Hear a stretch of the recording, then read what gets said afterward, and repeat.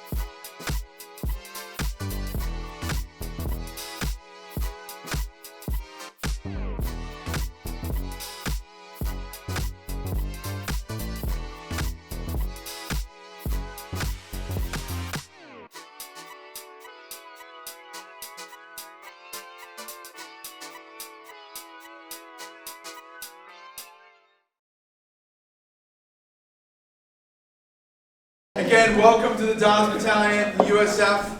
We're the home of University of San Francisco, and we also have students from SF State, Sonoma State, and some from Dominican, and occasionally some from the Academy of Arts. So welcome to the Dons Battalion, what we call ourselves. We're going to start our ceremony with the playing of the national anthem, so please rise.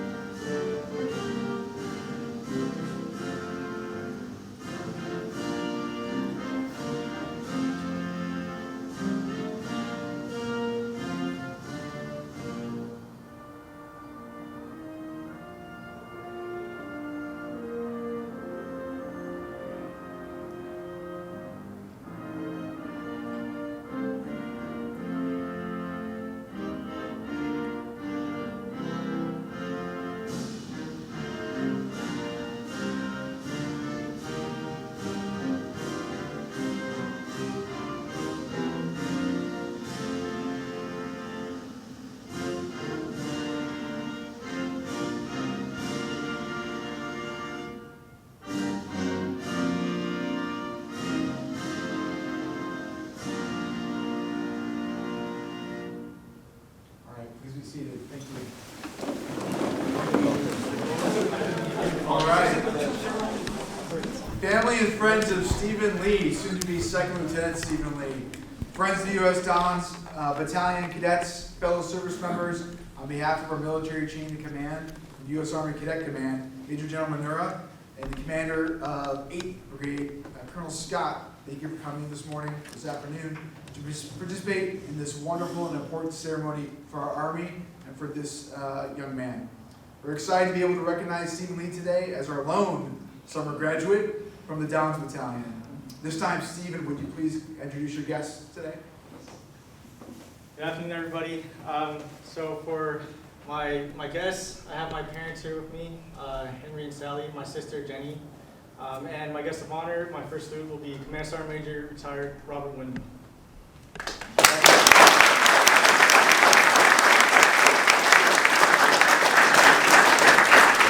You should all be very proud of Stephen. Thanks for supporting him along his journey and then supporting his service to his country and his continued service to his country. So today is Stephen's culminating event for his hard work in ROTC and graduating from SF State, and then his completion of his ROT requirements. Yesterday I did pre-sign these forms and reviewed your grades one last time, which you sent to me again. I did double check. I'm happy to say that he's squared away. I got his camp certificate here as well, and he's ready to graduate. Stephen should have graduated in May, for some of the cadets who don't know, if not for an Achilles injury in the summer of 22. So he had to skip CST with his classmates, and then so after graduating college this summer, he went there with the Rising Amos 4s to complete cadet summer training at Fort Knox, Kentucky. Stephen, your perseverance and dedication, despite the problems you had to navigate, was very impressive and was really a role model to all the cadets and really to all the cadres. So we're super proud of you.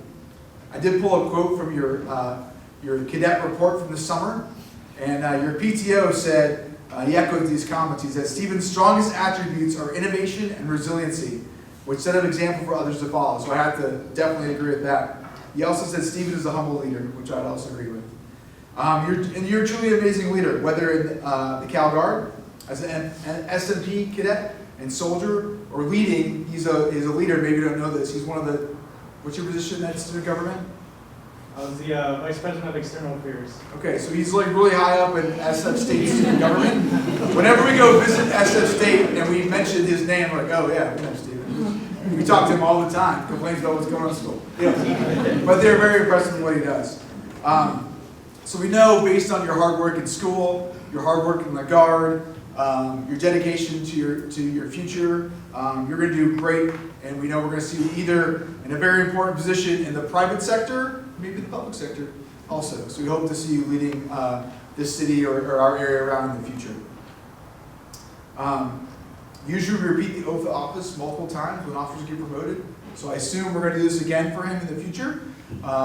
Usually the next time they get to do it when you make captain, and then major, and lieutenant colonel. And so you're going to become governor of California. You have to stay in the honor for a long time. So really big deal. So with that, I think it's time to get on with the official portion. So Stephen, you can sit right here. You're going to face me, okay? All right. So I got my card here and I messed it up. We'll start over. It should be okay though. Okay. Raise your right hand and repeat after me. I state your name. I, Stephen Lee, Having been appointed an officer having been appointed as an officer in the Army of the United States in the Army of the United States in the grade of second lieutenant, in the grade of second lieutenant, do solemnly swear do solemnly swear that I will support and defend that I will support and defend the Constitution of the United States the Constitution of the United States against all enemies, against all enemies, foreign and domestic, foreign and domestic, that I'll bear true faith that I will bear true faith and allegiance to the same, and allegiance to the same, that I take this obligation freely that I take this obligation freely without any mental reservation without any mental reservation or purpose of evasion, or purpose of evasion, and that I will well and faithfully discharge and that I will well and faithfully discharge the orders of the office, the orders of the office, and that I will well and faithfully discharge that I will well and faithfully discharge the duties of the office the duties of the office upon which I'm about to enter. upon which I'm about to enter. So help me God. So help me God. Congratulations, Lieutenant.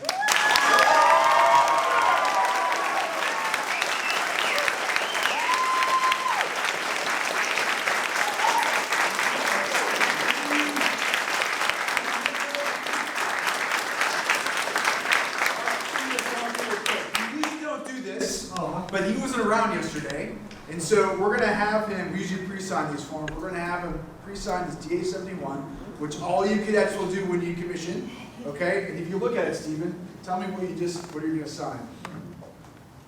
I'll sign the oath that I just read, right? Just read. So go ahead and sign. Signature blank there. Okay, excellent. Now the signature is the official one. All right.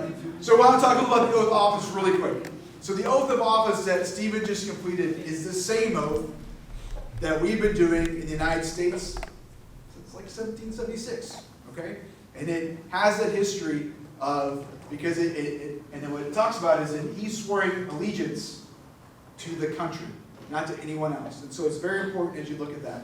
And so, Steve, it's a very important thing to read that oath again in your future and understand what it means for service. I know you understand that, but that's what it is. Okay? All right, let's do the pinning once you come over here. Okay? Dad, Jenny, Carmen. We're gonna do the pinning of his rank on now, right? So, Mom.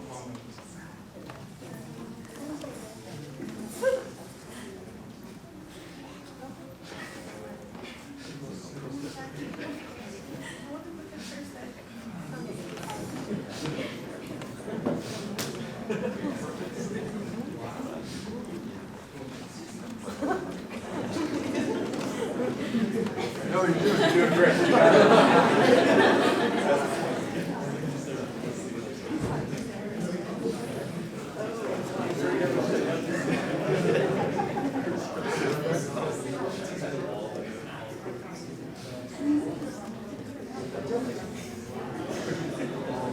You just want to tuck it and tell it back in. It looks fancy. All right.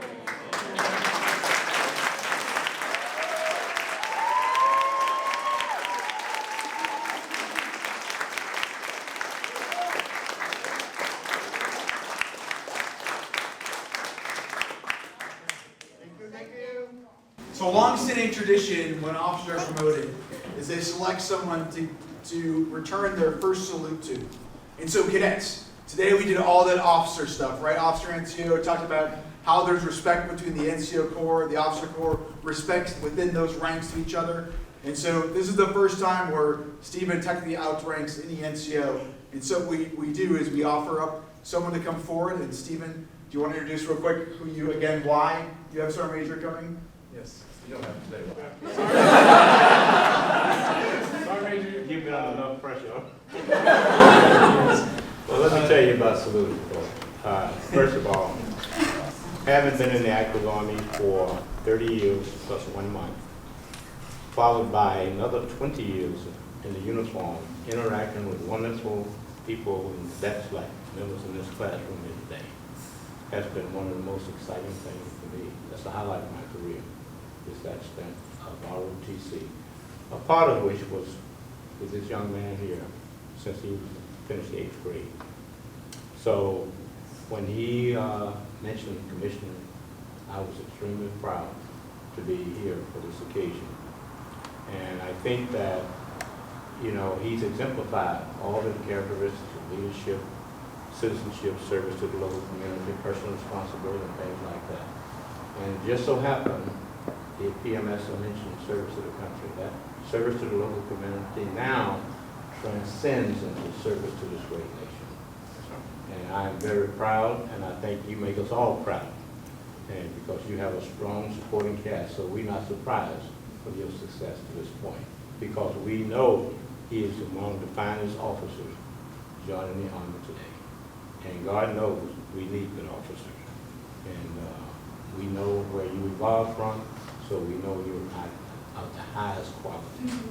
So in that light, I am proud to salute you now. If you notice, I cited almost 50 years. And within that time frame, I must have saluted several million times at least. And I can assure you that this salute I'm about to render to you is by far the most meaningful and the most significant of my career. And I mean that from my heart, and I think you will see it the same way. In fact, this is a big deal today. It sort of reminds me of a quote from our Commander-in-Chief, back when he was Vice President for then former President Obama.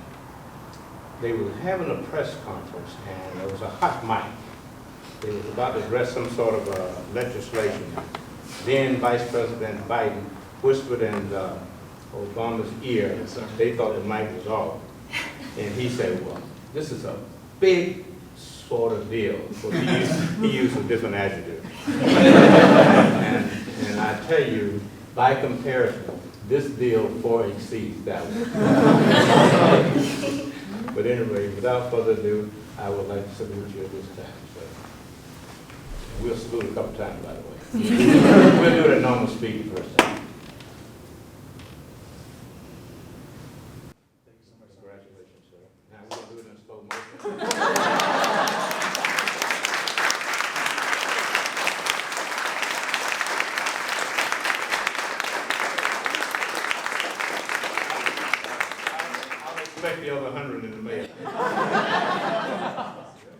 Okay, now I'm gonna salute slow. I'll do it in slow motion, so they can take the video. Okay, now you come How up. slow should I go? Okay, now bring it down. There you go. Thank you so much, Sergeant Major. I really enjoy it. Okay.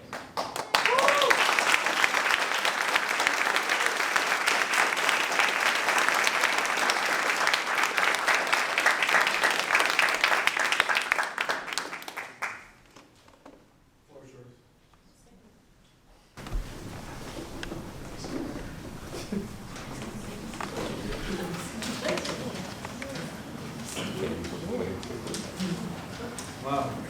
Thank you so much, first of all, Colonel Elliott, for organizing the ceremony. And a big thank you to the community of friends, and family, and cadets who came out today to celebrate this occasion. You know, most of this crowd is from high school, junior ROTC. It's a program I finished, Sergeant Major said, 10 years ago. And that program is actually why I'm standing before you all today as a brand new second lieutenant. It was during all those hours of ROTC doing drill and ceremony, doing, you know, fixing our uniforms, doing things like color guard, that kept me out of trouble and put me on this path.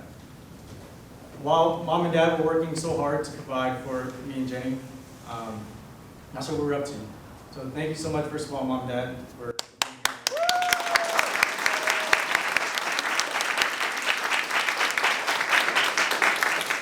not only did it keep me out of trouble, it helped me see myself as a leader. And it helped me and others on their own path to success, countless others over the decades. That program is why I enlisted 6.5 years ago. It's how I was able to become a sergeant. Why I believe public service and giving back to the community is so important. It's why I studied what I studied in undergrad and graduate school. It's why I decided public leadership was important, and why I recently taken a job in public policy. As a lieutenant now, I'm very excited to begin this new kind of leadership and serve my community when it needs it. That journey started just a few moments ago when I received my first salute from Sergeant Major Boone. To me, there are few, if any, higher honors that I can imagine than receiving that salute and returning it, because of the amount of respect I have for that man. By way of a fuller introduction, and as far as I remember, Sergeant Major's been in the Army for 30 years. He's served in many posts in the United States, served overseas in Korea, served as a drill sergeant and a drill sergeant instructor. And after the Army, he was the primary instructor for that program that I was just talking about for over 20 years. And because he was such a big part of my leadership journey and what got me here today, I want to take some time to honor him on this occasion and reflect on some lessons that myself and the future leaders in this room can take. So I met Sergeant Major back when I was 14 years old, back in 2009.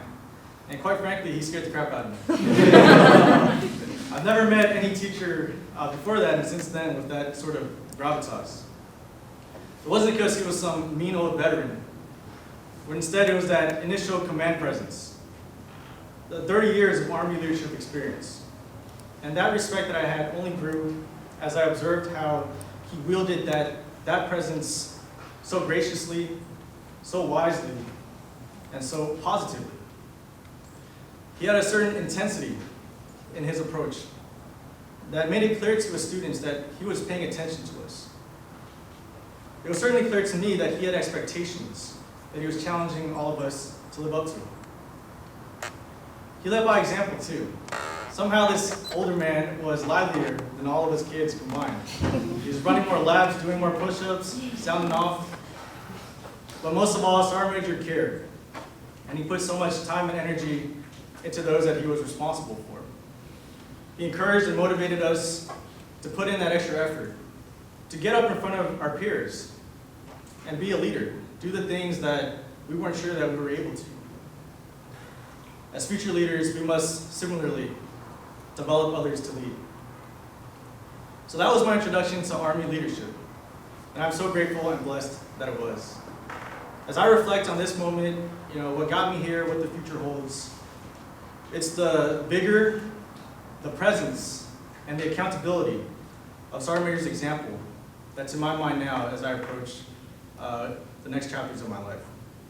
I hope I can one day pay it forward just a little bit, like Sergeant Major did for me and for a lot of us in the room. So on behalf of myself and the countless others that he's inspired, here's to Sergeant Major Robert Wyndham, without whom I would not be a lieutenant.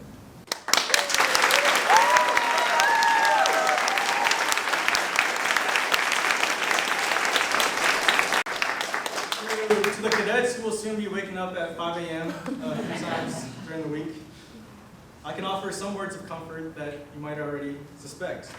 It does pay off, and it does set you apart from your peers, especially when it comes time after your illustrious Army careers and time for that civilian job search. All those skills, knowing how to operate in a team, how to communicate clearly, concisely, how to be responsible for your sector, how to anticipate your superior's actions and intents, how to plan, how to organize, all those skills will almost certainly make you look back on these years and appreciate all the challenges and opportunities that Army ROTC has to offer you. I wish you the best of luck, and of course remind you to have fun. And if you ever need to chat, the seniors have my number. As for me, I will be a National Guard Transportation Officer with the 2632 Transportation Company in Sacramento, California, which is fitting because I enlisted and spent the last 6 years as a wheeled vehicle mechanic. On the civilian side, I am a legislative assistant to California State Assembly member Mike Fong. So I work in Sacramento. So thank you again, Lieutenant Colonel Elliott. Major B, I don't think he's here today, but thank you again for your guidance and your counseling in my commissioning journey. Even though I did tear my Achilles halfway and I had to balance ROTC with student government, you were so understanding and fully supportive. So thank you again for that kindness. Thank you for this beautiful ceremony, and I hope to make you and the Dons Battalion proud. Thank you.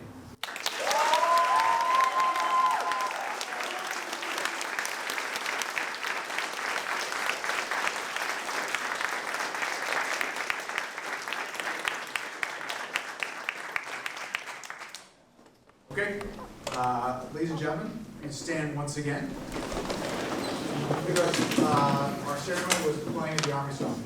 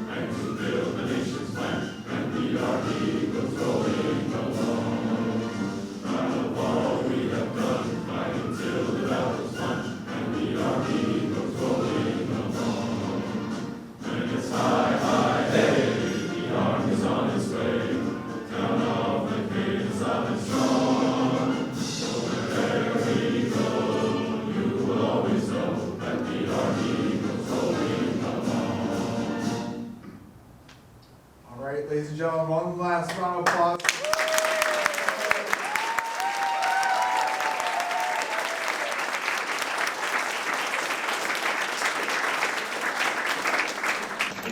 Congratulate Lieutenant Lee up here up front, and then please welcome to go enjoy some lunch up off the side to the right, that way. Yep. All right, thank Okay. you. Thank you. Thank you.